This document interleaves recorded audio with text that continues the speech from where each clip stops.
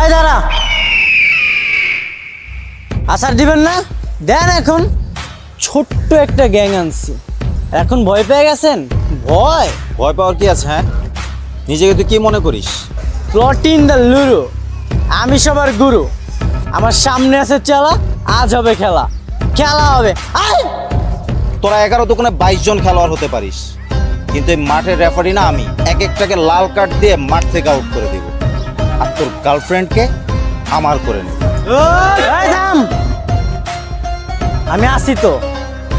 এই মাঠ আমার, এই ট্রফিও আমার।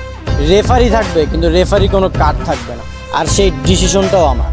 তুই বাচ্চা একটা ছেলে, যতই হিরোগিরি করিস না কেন, গল্প শেষে হিরোইন কিন্তু আমার।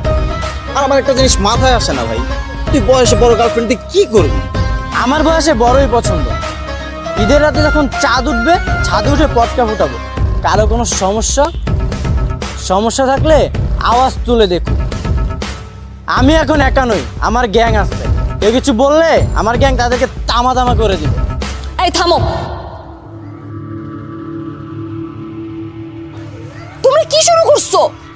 আর তুমি এরই মধ্যে গ্যাং বানিয়ে ফেলছো।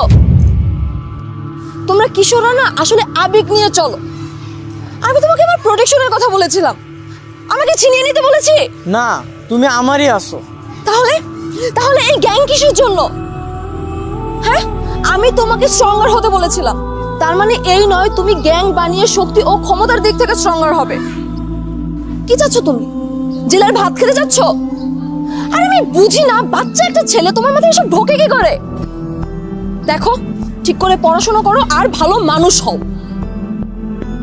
আজ তুমি গ্যাং খুলছো, কাল হয়তো তুমি কোনো বড় অপরাধে জড়িয়ে পড়বে। তুমি ছোট, মানুষ খুব সহজেই তোমাকে ইউজ করবে,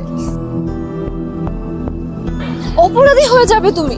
দুদিন পর 10 বছরের কেস খেয়ে যখন জেলের মধ্যে পচে মরবে, সারাটা লাইফ তোমার অন্ধকারে কেটে যাবে।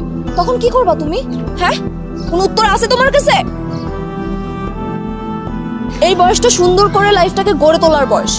এই বয়সে ভালো কিছু করো, আর যদি এগুলো না ছাড়তে পারো, তাহলে আমি আর তোমার সাথে থাকবো না। ব্রেকআপ করে দিয়ে তোমার লাইফ থেকে চলে যাবো।